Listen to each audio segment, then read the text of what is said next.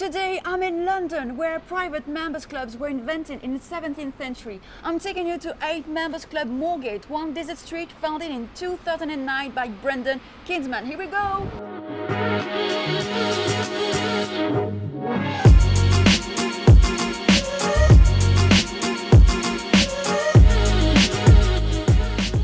I invited Gabrielle Tana to discover the place. She is a British film producer known for Philomena, The Duchess, or Noureev, among 20 films produced. She's been working with top British actors such as Keira Knightley, Jude Law, or Ralph Fiennes. Let's take a seat.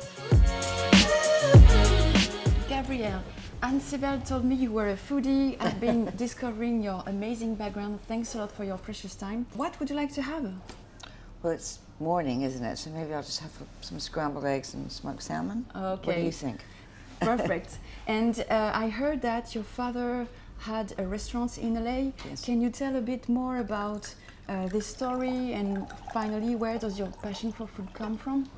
Well, it probably started there, because when you grow up with a restaurateur father, it makes an impact. But that was in Los Angeles. That's where I was born, and that's where he created the restaurant in 1964, which is a long time ago, and it still exists. So that's sort of a long time for Los Angeles. I mean, there's not that much history there, so it's a bit of an institution. And I grew up in it. It was very much part of the industry, the film industry, actors, directors, writers. It was a kind of a club in a way. And so I kind of grew up in the business in that way too, and I think that kind of had an impact too on what I ended up doing. And what kind of food is serving the restaurant? It's well, it's continental cuisine, but Italian is really, I'd say, sort of the underlying influence. But one of the best steaks in America, and sort of one of the most famous Caesar salads. So. Caesar salads. Yeah. Okay, I have a story on Caesar salad, but it may be another conversation. Yeah. Okay, and finally, did you have special memories regarding food? What was your favorite meal at your father's restaurant? Well, I would always have a Caesar salad and maybe fettuccine Alfredo, because that was something actually that he named after me on the menu, because I guess that's what I liked when I was very little. And it sort of changes over the years. You know, your tastes change, your habits change. You know, at one point I was very vegetarian, and then I, became more sort of balanced and eat a little bit of everything now. Of course, things change. What is now your favorite meal? Ooh la la. Well, I love Italian food. I also love Japanese food. So great pasta with botarga. Wonderful sashimi. I guess, it just sort of depends on the season too. There's certain things you'll eat in the summer, other things in the winter. So, Gabrielle, you told me about your father's restaurants and Italian cuisine. What about your mother? Do you have homemade recipes or special memories? My mother's a wonderful cook. I mean, we all, really appreciate food, so I've learned a lot from her and from my grandmother and from, different people. You always sort of, yeah. But my mother's a great cook too. Do you have a special memory regarding a dish, a family recipe? Maybe like, a Spanish omelet or frittata with great sort of vegetables and sort of a little bit sort of Spanish and Moroccan mixed. Maybe hence the scrambled eggs? Maybe. Okay, great. Regarding the cinema industry, I met a French actor called François Berléand who told me how important food was, whether to negotiate new collaboration and even during a shooting. What about you? Oh, thanks a lot. Wow, it's really beautiful. How important food is in your job? Mm-hmm. Is it, as François said, also very important in the British cinema industry? What's the relationship? I think that if people are well fed, they're much happier always, in probably everything that they do, but particularly in the film industry, just because of the hours, and the way that the work sort of flows. So, and I think it works during production, but also even before production when you're preparing things. A lot of the time that we spend developing things is meetings, so it's, meals, and entertaining is part of the entertainment business. What kind of restaurant do you go to with your team? It will depend where we are, what time it is, what part of town we're in. So what people want to eat, you know, that's generally the sort of the first question you say, do you want Italian, do you want French, do you want Asian? So it just depends. Okay. Yeah. And most of the time, what kind of food do people like? You know, people love things that actually are not too heavy because, you know, we're working and whatever, but just good food.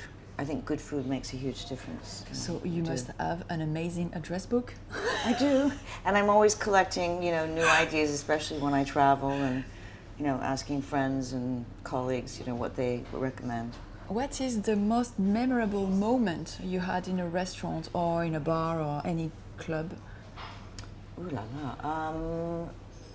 Well, I guess, you know, probably celebrations, you know, when you have an opening of a film, or you have a first night, and you all meet and you have your actors together with the rest of the crew. Those are always sort of special experiences. And you generally do that before you start shooting and then at the end to have a celebration. So I think those are always memorable. Okay. Yeah. It's delicious. Delicious? Yes, I've already experienced the salmon. What else? Tarte tatin. I love a tarte tatin. Also, we had yesterday sea bass. It was really Yeah. good. That's why I wanted to make you discover this place. Yes. Is because the chef is really interesting, and we may meet him after in the kitchen. Oh, wonderful. He is really interesting. He arrived here some years ago, and more of the team has been really faithful. They have been here for a long time. Oh, really? Yeah. Where's he from originally? Ecuador. Ecuador, oh, right. So we okay. may travel. Do you have in mind a specific moment, whether for a celebration or launching party with your team? Well, there are those memories, but there are also memories of traveling, you know, with, like, for instance, Anne, your friend, who, how we met. We spent a lot of time looking at locations with Rafe, who was directing the film that we made together. And we spent a lot of time in Russia. We spent a lot of time actually in France and Paris as well. And so that's actually how you get to really know people, when you're working together and you're traveling, and at the end of the day you all have a meal together. So it becomes this really wonderful kind of moment of exchange and sharing. So you talk about the work, but also you find out, you know, about each other's lives. Yes. So I think that's a wonderful part of what we do. Oh, yes.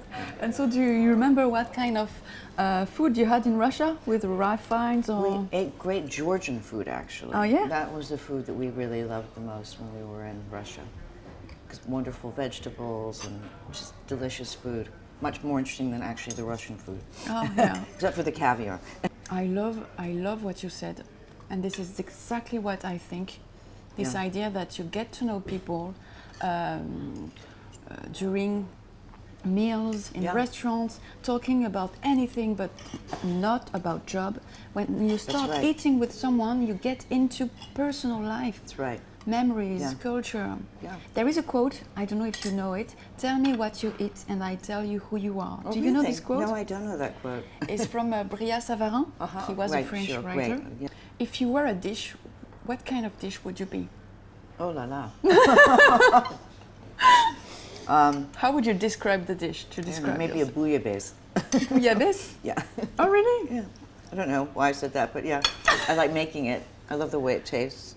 Yeah. If you invite friends at home, would you cook a bouillabaisse? I do. Oh, yeah? It's something that I often make. I'll often make a really wonderful roast chicken. I will make soufflés. Roast ham. So those are sort of things that I do when I'm entertaining. Where did you learn cooking? Through my mother, family, friends. I was always loved cooking. I was always interested in food, so I sort of just picked up along the way, you know, different influences at different times. And cookbooks. I love cookbooks. Oh, really? Yeah, I read them like books. The founder of this place, Brandon Kinsman, had a mother who wrote cookbooks. Yes. And he is also, as you can see, the place is beautiful. He's passionate about design because his father was an interior designer. It was his father, Rodney Kinsman. Oh, I don't know. I Maybe think we it can ask. probably was. And his mother's Chinese? I don't know. Maybe we can ask him. Yeah. I think I might know his parents. Oh, really? Small world. Very, very small. Mm-hmm.